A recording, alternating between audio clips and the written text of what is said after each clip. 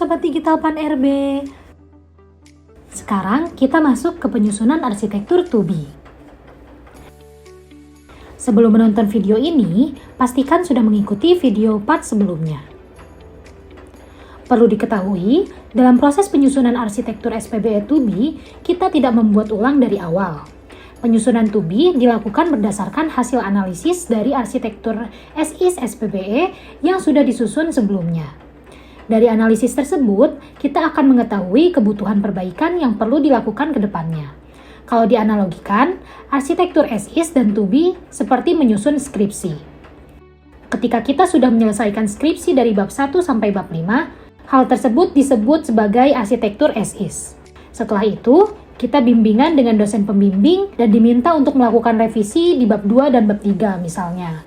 Apakah kita menulis ulang semua dari awal? Tentu tidak. Kita hanya memperbaiki bagian yang diminta. Itulah konsep dari arsitektur 2B. Jadi, arsitektur 2B adalah hasil pengembangan dari kondisi SIS berdasarkan kebutuhan perubahan di instansi. Arsitektur 2B boleh diwakili oleh satu domain, tidak harus mencakup semua domain. Artinya, jika hanya ada perubahan di domain layanan, maka cukup domain itu saja yang dibuat versi arsitektur 2B-nya. Penyusunan arsitektur 2B dilakukan dengan mengidentifikasi bagian mana yang dapat dioptimalkan dari kondisi SIS. Sekarang, mari kita lihat contohnya pada aplikasi SIA SPBE. Misalnya kita akan menambahkan data baru atau data 2B pada domain data dan informasi. Masuk ke domain data dan informasi, lalu pilih referensi yang sesuai. Seperti domain proses bisnis, pilih RAD level 3, lalu klik edit dan edit model. Jika ada data baru yang ingin ditambahkan sebagai 2B, drag and drop simbol cluster, tuliskan nama data 2B yang akan diinput, lalu ubah statusnya menjadi metadata baru 2B. Klik save setelah selesai. Selanjutnya, jika ada pengembangan pada domain aplikasi, lakukan langkah yang sama, kita masuk ke dalam domain aplikasi dan pilih referensi yang sesuai. Klik edit dan edit model, pilih aplikasi yang sudah ada, lalu kita ubah statusnya menjadi metadata upgrade 2B. Klik save untuk menyimpan perubahan. Selanjutnya, karena terdapat arsitektur 2B, domain data dan informasi yang baru, yang merupakan metadata baru, sebelumnya tidak ada, oleh karena itu kita gambarkan FAD 2B-nya masuk ke dalam domain proses bisnis, lalu pilih referensi yang sesuai, kita klik edit dan pilih edit model, lalu kita klik proses bisnisnya. Setelah itu kita klik assignment dan create assignment, pilih model type 2B function allocation diagram. Kita berikan namanya dengan format 2B, FAD, lalu nama proses bisnisnya.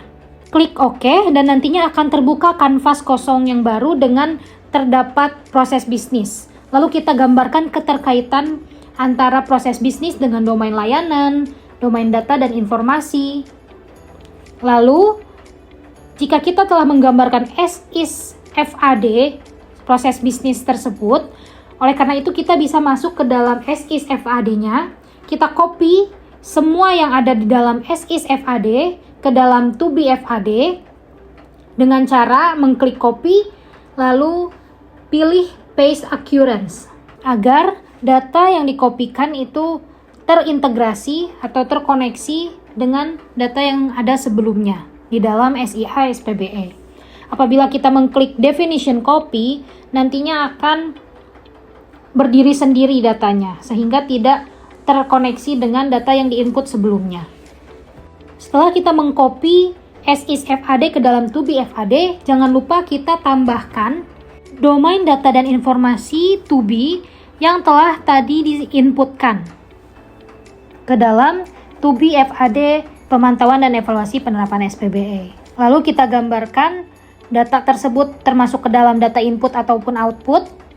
Setelah kita gambarkan, kita jangan lupa untuk mengklik save. Dan 2B FAD atau function allocation diagram proses bisnis tersebut telah berhasil untuk digambarkan. Setelah memiliki arsitektur SIS dan 2B, maka kita dapat melakukan analisis perbandingan. Proses tersebut disebut dengan gap analysis yang akan disusun di dalam katalog gap. Untuk detail penyusunannya akan dijelaskan pada video part selanjutnya. Terima kasih sudah menonton video ini. Semoga bermanfaat. Sampai jumpa di video selanjutnya, Sobat Digital Pan RB.